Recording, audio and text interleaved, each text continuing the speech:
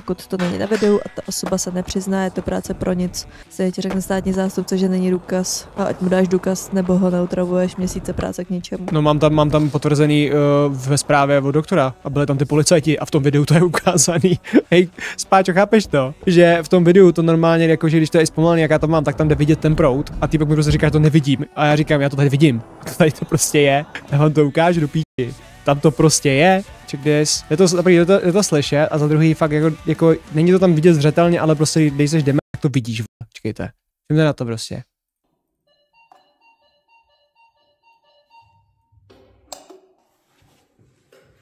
Já jsem to zpomalil. Koukejte nahoru. Nevím, to bude vidět ve vašem bitrateu.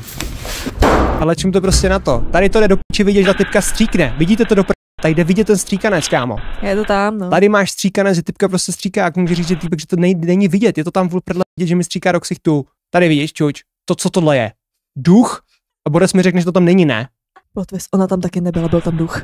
Ale jak to může být vyhodnocený jako nejasný? Já jsem tam přece potom totálně spepřovaný, mám ksicht v píči, byl jsem u doktorky a přijeli policajti i hned. V tom bytě prostě někdo to udělal, asi ne. Jak to může být zhodnocený jako nejasný? Co to je za kotinu prostě do prdele? Kdyby ta tyko mě střela do ramene, tak co jako vole? To je úplně jedno, jestli používá pepřák nebo ten, ne? Nebo Great Ford.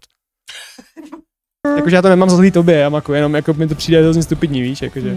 Máme video, jak dva kopou do borce na zemi a taky video bylo vyhodnocené jako nejasné. Ale teď mě zlomili čelist, týpka nikdo v životě neviděl, jenom tam byl svědek a týpek mi potom platil 50 000 a měl tuším podmínku. A taky to nikdo neviděl. Ale přece se můžeš pak domáhat prostě toho, aby jako ta spravedlnost tam byla, ne? Když někdo v tom bytě prostě žijou v tom bytě dva lidi, oni na tu holku mají kontakt, protože byla sama doma v tu dobu, tak mi říkal ten borec, byl tam jediný jméno a vidíš, že z toho skurného bytu prostě vylítne něco takového a já jsem potom tam v píči z toho.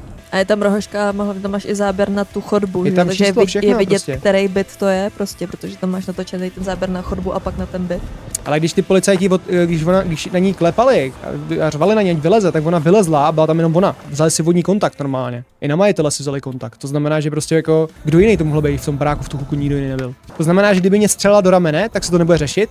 Není to samý? Jsem prostě, protože jsem to s ní chtěl vyřešit, aby prostě nejebal do topení furt. Není to samý? Není úplně jedno, jako použije na zbraň, ne? Ty vole, mě zajímalo, jak bys to řešil, kdybych já jí nastříkal pepřák do ksichtu, vole. To sedět, vole. No to... No, vlastně, vole. Byli tam státňáci, tady 3krát tady byli státňáci. Jednou mě skáči. Mě řekli, že když to vyhodnotí jako nedůležitý, tak to smažou, ne? Jo, to řekli státní, když jsme byli na stanici teďka. Jako něco z toho určitě bude, protože se to prostě stalo v tom baráku, jo. Minimálně jde o to, aby ten prostě skurvený majitel měl ten záznam, že to prostě udělal jako, aby to, že to udělali jeho nájemníci, o to jde, víš. Jo, ale přijeme jako že prostě žijeme ve světě, kdyby mě třeba někdo do ramene, nešlo by to vidět prostě a potom to není řešený, že jo. Neřeknu, kdybych neměl žádný video, ale když jsem u toho, nemůže člověk říct, že nejde poznat, jaký to je byt, když je tam číslo toho bytu, oni to číslo toho bytu ještě vědějí. Vědí tu adresu, je tam normálně vidět všechno možný. Máš ještě někdo problém v tom baráku, nebo jste to slídili jenom by? Jenom ne, jako... nikdo ani neví, kde jsou, no. On jako nikdo jiný je taky neviděl, no. Nikdo neví, kdo tam bydlí vlastně. Já ani z ní nechci vole tahat prachy, nebo nechci, aby vole měla nějaký jako ale mě jde vole o to, abych měl vole potvrzení, že je dement, že to udělala. Jako já to nemyslel by proti tobě, jo, já jenom jako vyjíždím, jako že jsem nastavený na to, jak to funguje. Já vím, že ty vole, že ty to nemyslíš špatně, nikdo z vás to nemyslí špatně, já tady jako zlobím na celý svět, ne na vás. Já nechci vole žádný jako tahanice, nic takového, já nechci, aby vole šla jako měla podmínku nebo něco takového. Ale Boris říkal, že to je jako určitě přestupek, že to jako bude, ale ani nechci vole vidět z toho průser, jakože říkám, jo, že ty holky nic neudělaly výsledku kromě tohohle. Ale jde mi o to, aby prostě ten majitel zavřel hubu do píči a přestal nás otravovat. Mě by zajímalo, že bych si šel zvonit, jestli dostanu znova. A říkejme, že prostě jako když máš jako viditelný, jako co to je za byt, že tam prostě ta typka vystříkne, jde to slyšet, jde to vidět, ten týpek, jestli to neviděl, vole, jak je dement. Ale když to tam prostě máš jakoby, to, že to jako udělala, že prostě i ten týpek z té hlídky, když přijel, tak mi řekl, já to slyším. První věc, co řekl, já to slyším, jo. Takže hned šel dovnitř. A jako choval se i tak, že ho to jako nasalo, víš, že nebyl takový, že byl otrávený, že tam něco musí dělat, ale že jako viděl, že to jako smysl dává. O tom jde, no. Jako, že když vidíš tohle tady tu spojitost, tak jenom blázen si může říct, to, jako z toho nic nemůže být, ne, ty vole. I mě teda spíš jenom bylo, že ten týpek to se mnou vůbec nechtěl řešit, že jako by mi řekl, no vy jste viděli obličej, která z nich to byla, a říkám, neviděl, no tak to asi řešit nebudem, ne. Že vlastně to je prostě jako zbraň, že jo, už ne, jako pepřák, to není vole, jako, je to prostě zbraň a jakože kdyby mě tam prostřela typka rameno, tak mi bude řekl to samý. Já nevím, jak to je teďka, já jsem myslela, že už se snad ani jako nemají používat ty pepřáky. Ne, já jsem to tam dal to slovo, protože jsem věděl, že to neuvidí, že jo, protože to prostě budou chtít jako hodit do piči, že jo. Píš to, já to mám hlavně kvůli tomu, ne kvůli tomu, že to udělala, ale kvůli tomu, že na ní neřvu, protože to typka mohla říct, jeba do dveří, řval a byl agresivní, proto jsem to udělal, že jo. Když jsem mu řekl, že mám potvrzení z nemocnice, tak on řekl, že to je trošku jiná, že to je důležitý. Protože ta konverzace se potom vedla už někam jinak, už jsme se tomu nevrátili, ale změnil potom trošku tón. Ale jde o to, jakože když to všechno jako uvidí u sebe, tak je to hrozně jako random na to, aby to nebyla ta ženská, která tam jako zrovna jediná byla v tom bytě a potom policajti potom řekli, že ji budou kontaktovat, že jo. Napadl si její zvonek, tak šla bránit pepřákem, I guess. Donucovací prostředek. A boxer je už zbraň? No ale tohle přece nebyla sebeobrana, ne? Tohle bylo normálně zaútočení. Ty kdyby otevřela ty dveře, teď ti úplně čapla, úplně ti hodila na zbraň, co svázala do smyčky. To bych neřešil, že jo? Člověk je řazen jako nesmrtící obranný prostředek, tak se to neřeší jak zbraň. Ale boxer už je teda zbraň, ale. Třeba někoho nemůžeš jako zabít, no, ale boxer normálně můžeš někoho zabít, ne? Tam už to není, jako to není braný jako sebeobraný, ne? Jako asi jo, no, asi jsem měl použít pepřák na toho týpka, no, když mi rozmíral dveře. Hej, nevím o to, ať si klidně předvolej, vole, a já to klidně budu nějakým způsobem pak tlačit. Ať prostě už nevolej policajty, víš co? No to jde. Přijde hlavně jako stupidní, že ty chlapy jako to jako nezapíšou, že jako nejsou třeba línější, že vědí prostě, že vždycky je volá stejný číslo, nikdy nic nevykoumají, vždycky se tady zasmějou, kecáme tady o DNDčku. Shodou okolností všechny ty policejní hlídky, které přijeli, tak věděli, co je DNDčko, to bylo hrozně random. První týpek přijel a řekl mi, že mám popít studio, že to hrozně cení. Druhý mi řekl, že to že to zná, DNDčko. Třetí začal pomlouvat ženský, že ho taky s***ou a že má sousedku, teď taky nalepil špunty do uší, jako na ty na dveře. Ale vždycky přijedou a pak prostě jenom čuměj, že nemá žádný záznam o tom. Vždycky říkal, když sem jezdíte furt a on, no my tady nemáme nic napsaný a o tom nic nevím. Tak proč si to napíšou, ne? Ať prostě nejezděj, že ta ženská je blázen. Já vím, že musí přijet vždycky, kdyby náhodou se něco dělo, ale když vždycky řekne, že jde o rušení nočního klidu, ani ten noční klid ne to, a vždycky to je na náš byt. Ale můžeme jít celý svědčit k soudu plus. Ty bych to streamoval, veď, to jsem měl.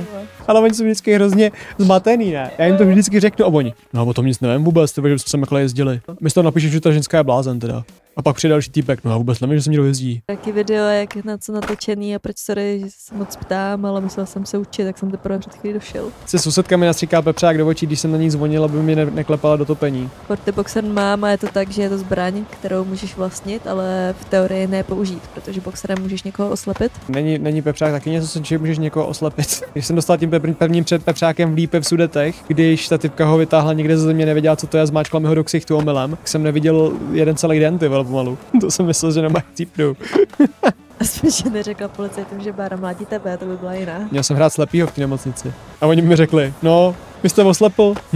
Škoda, že jste neviděl, do toho vás stříká. Škoda, no. A pak, žijou tam dvě ženy, můžete mi říct, která to byla, ale já jsem slepej. Škoda, no. Ale ten týpek, jak jsme byli na té stanici, tak mi řekl, no tak ty hlídce řekněte, ať si s ní promluví, ať už nevolá, protože vy jste ten poškozený, vy potom můžete řešit to, že na vás volá ty hlídky. A já říkám, ale já jim to vždycky řekl a ty tam vždycky šli. A on, a nic, jo. Říkám, no nic, tak to je divný. To mi řekl policajt. A on byl hrozně zmatený a strašně se jako snažil pomoct, že jo? Jo, on hrozně chtěl pomoct, že normálně už jsme chtěli jít a on furt vymýšlel nějaký způsoby a já jsem říkal, to jsem ale zkoušel a on, Co to mám dál? Tak jim řekněte, ať to nemažou, ať to fakt zapíšou. Říkám, to jsem ale řekl.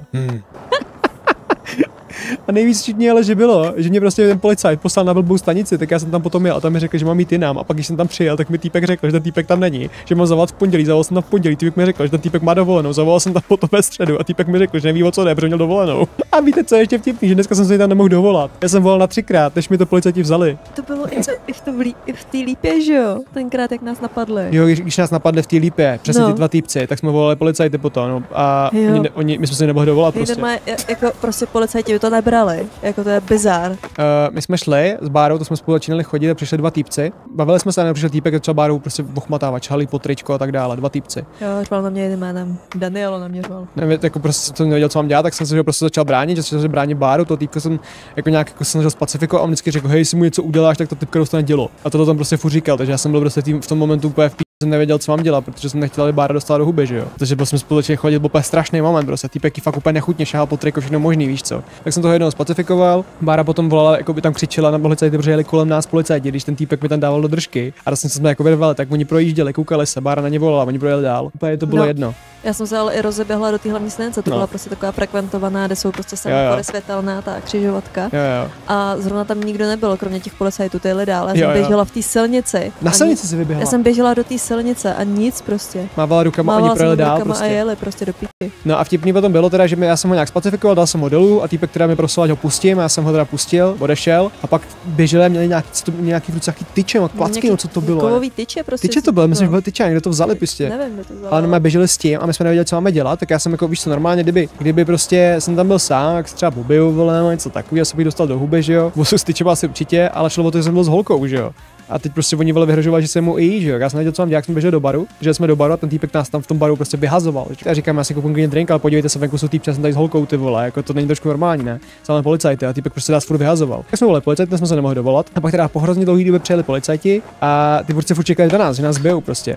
A přijeli policajti a řekli nám, no, ten týpek tvrdí, nebo jeden tady z těch kluků tvrdí, že se ho napad. Mě normálně řekl, děláte z mě srandu, vole, oni tady ohrožovali jako moji přítelkyni, šahali prostě po tričku všechno možný a tak dále. A týpek řekl, ne, on mě napadnul. Jako byli to Romáci, jo. Ne nic proti, ale byli to Romáci. Týpek řekl, ne, on mě napadlo, je tak bezdůvodně mě prostě začal mlátit. A on možná měli odtočený nějaký ksich nebo něco takového, protože já nevím, jestli ne, tak ksich neměl odtočený, ale prostě mu věřili. On nevím, jestli měl něco na ksichtu, byl nějaký červený, jak jsem mu držel ten obličej, ale prostě týpek mu hrozně věřil. A já jsem mu to celý popsal a on řekl, no aha, tak týpek řekl, že máš pěknou holku, no. A potočil se na toho Romáka a řekl, no, tak kdybys to řekl mojí holce, chtěl taky do držky. A pak řekl rozchod. A já říkám, jak rozchod, vole, tady ty chlapi prostě kluci na nás prostě tady čekali, že nás sejmu, já tady s holkou, jak jako rozchod do prdele. No rozchod. Tak jsem musel volat kámošovi, ať nás odvezou. Policajti prostě nic neudělali, prostě úplně se jim to nechtělo řešit, jakože lípy jsou úplně extrém týpci. Jako. To ano, to bylo, chcete to nahlásit? A on řekl, já jsem mu řekl, ne, přesně, jestli to nahlásí, nic z toho nebude, to vám říkám na rovinu. Já bych neval policajty, protože bych se šel jako rvát sám nebo nic takového, jako víš co, ale